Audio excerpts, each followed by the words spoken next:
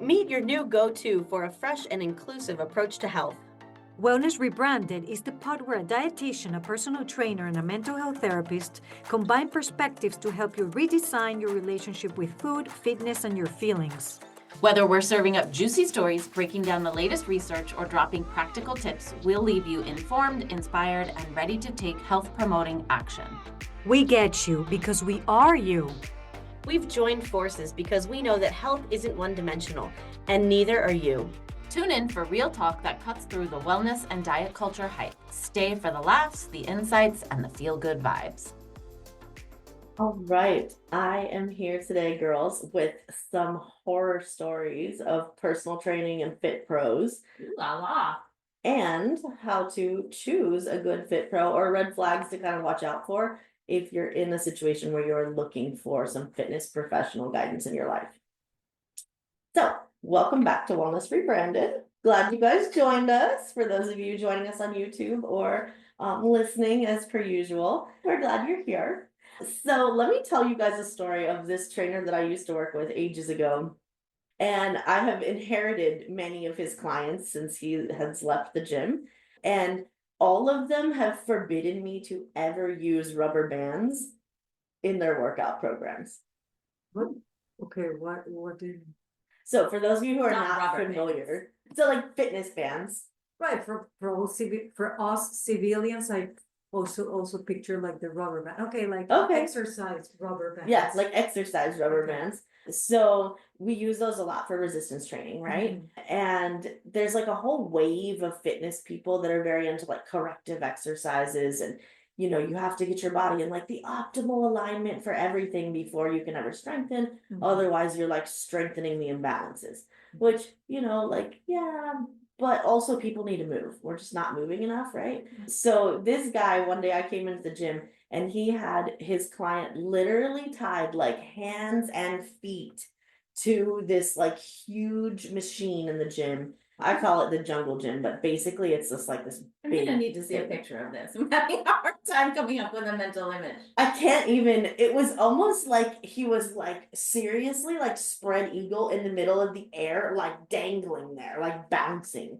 But what are you supposed to do? Yeah, who Yeah. knows, right? I don't know what this trainer was attempting to do with this. It's like so bizarre, guys. But when that client came to me later, he was like, there are millions of dollars of equipment in this gym. I never want to use them again. It turns out I don't like being tied up during my workout. So when I think of like personal trainer horror stories, like watching this guy dangle there from the machine for 20 minutes, like ranks right up there. But other horror stories to me would be like the trainer that looks at someone and goes, I think your goals should be this based on what your body looks like, you know, or I think that you should do this kind of exercise instead of this one because of what I want your goals to be.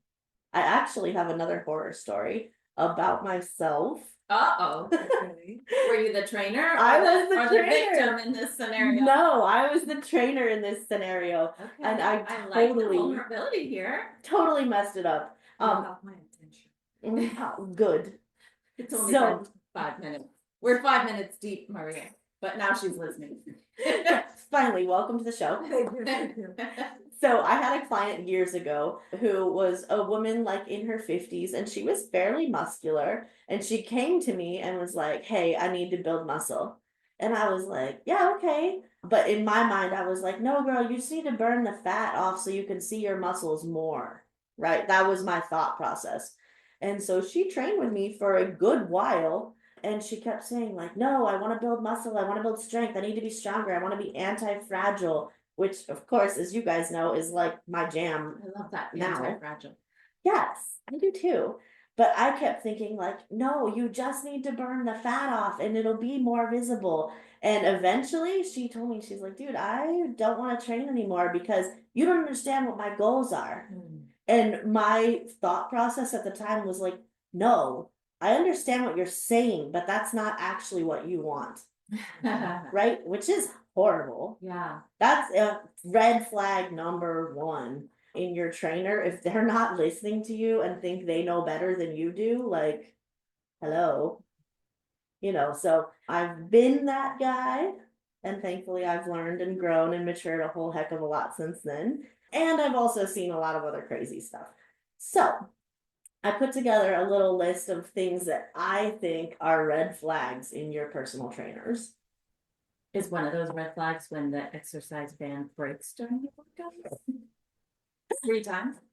Guys, I have to tell you, never have I ever seen this happen until this beast of a woman, Elizabeth Harris, just takes the band and just rips it in half like she was the Hulk.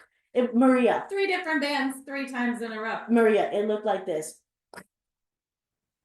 Sorry. Was there something wrong with the band? Like the last I checked, I'm not actually that strong. Although Tara has definitely made me stronger. First of all, she is that strong, but second of all, yes, the bands were probably dry rotted because that's highly unusual. Yeah.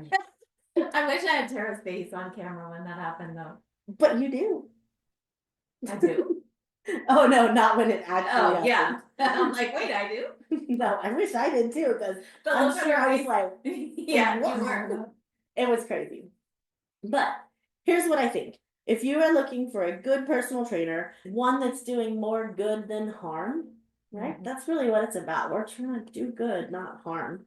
You want to look at someone who isn't like constantly pushing macros and calories, right? That's one that I would put way up there, especially if you're like following somebody on social media and they're always talking about, like, here's my macros, or they publicly share like their BMI, or they even talk about BMI in a good way, that's like big red flag. I assume that is probably similar in your industry, Elizabeth. Well, yeah, I mean, I would take it a step further and say if they are a personal trainer and they do not have an extensive degree in nutrition, they shouldn't be sharing that anyway. They're practicing out of scope, which is a whole nother red flag for a whole different reason, frankly. Yes, actually, many people don't know that it is illegal in this state for personal trainers to give macros. Oh. That may be different in other states. Like, I'm not sure that's a nationwide thing, but in Maryland, you can actually like be legally liable for that. So they shouldn't be doing it, and yet they do. So many do. It's so frustrating. And it's so easy to Google, like, what are my macros? And it's out there for people. So, that's all your trainers probably do. Not before and after images. Yes, that's another one. If we're using before and after images, massive red flag, because there's so many ways to manipulate photography, for one thing. You can also take a before and after image yourself in the same 5-minute span, just by changing your posing, the lighting, the camera angles. Like, come on. It's also like, are we really looking for a physical change? Are we looking for a mental, emotional, confidence, body image change? Right? And it just feeds into the idea that you may not always be able to see the changes, but can you feel them, and what are your goals? And yeah, of course, there are some people that is their goal, and then I guess they're with the right person, but right. Another one is like anything that says detox. And trainers are like massively guilty of talking about detoxing and waist trainers and creams that smooth your cellulite and things like that. By the way, trigger warning for this episode, because we do talk a lot about that kind of stuff. But, I think any trainer that's advocating for like your waist trainer, or, take this drink to detox, like, massive red flag. That's way outside of our scope of practice, and it's not healthy, and every single one of us knows that, and we still have people pushing it anyway. no, I don't think people do know that. I think that's the problem. People genuinely believe you need some sort of product or supplement or thing to detox your body. And we don't. That's why we have a liver and kidneys and skin, and our bodies do a really good job of that on their own. Well, and it's the constant message that we need to fix something, that something is already wrong, and then we have to fix so many things. So it's that message that we're always that our fixing. body is a problem to be solved. Yes. Yeah. Instead of an instrument to be used, right? To be used Like, for living. wouldn't it be great if we all entered into a relationship with exercise because we wanted to be able to use our bodies in the best way possible? Mm-hmm. But I don't think that's how most people look at it at all. Agreed. Diet culture is so loud. Yeah, we look at it through the lens of how are we gonna look? Mm-hmm. Which is my next red flag, the trainers that focus solely on aesthetics and not on performance. Right. Or even on your individual differences and your needs, like on your health, because Mhm. sometimes it's like, I don't care if you get hurt or if this is not pleasant at all, as long as we have that goal of changing how we look. Mm-hmm. So then we're forgetting it's not even designed for you, or not even, in many cases, not even attainable, neither pleasurable. So it's no wonder why some people don't even feel inclined to exercise, because it's almost sometimes like a punishment. Yes. The whole concept that like summer bodies are made in the winter and all of that. If your trainer uses language like that, you know, no pain, no gain, summer bodies are made in the winter, anything along those lines, like red flag, man. And it's like creating fear too. Like we need to be in constant fear, so you act on it, right? Like in what are your deficiencies constantly, so you act on it through fear, not because of a real desire of, I want to feel better, I want to be more flexible, I want to feel healthier, I want to be able to move more. I don't know, whatever it is for each person. And sometimes the messaging is so subtle. I'm reflecting on a conversation I had with a client recently who was talking about different fitness classes she had been in recently, and that she was so much more aware of the really subtle messaging that the instructor was saying that really was extreme diet culture messaging, but it's so embedded in our cultural narrative that we don't even recognize it. It is hard as a trainer who was like born in diet culture and have kind of like come to this point in my journey. Like, I am sure that I've done harm in the past, right? I'm sure that I do harm now inadvertently because I just haven't come that far in the journey yet. You know, and I think it's important to recognize that we're all on the journey in different parts of it. And in fitness, it's like so insidious that we are taught to say things like no pain, no gain, feel the burn, you know, burn off the calories, like all these like motivating phrases, you know, to get people to push through when it really feels hard. Keep going, To don't keep give up. going. Yeah, like all of that is what we're taught. So it is a real shift to start teaching people to listen to their bodies rather than that external cueing that we give so frequently. This is good. Mhm. This is important to know.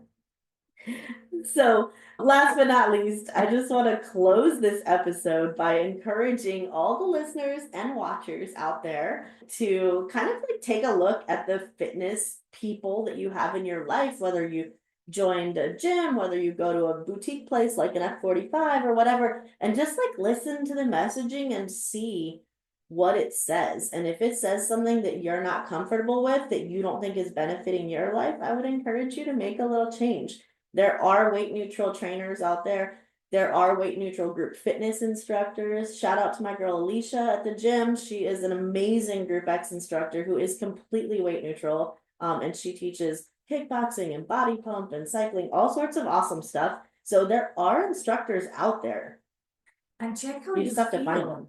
Like, how do you feel after you do that specific class or that specific training? Is it something like, oh, I feel better and I feel motivated to do it for the right reasons, or I feel like there's something attainable over there very far from me that is almost like discouraging, you know, like what's the feeling? Or are you being guilted into doing whatever you're doing? Yeah. Check on that too. Yeah, that's a huge part of it. It's like, is it attainable? Things should be attainable. And if it's not, we need to break your goals down into smaller steps, right? Because you should feel as if you are making progress all the time, just little baby steps.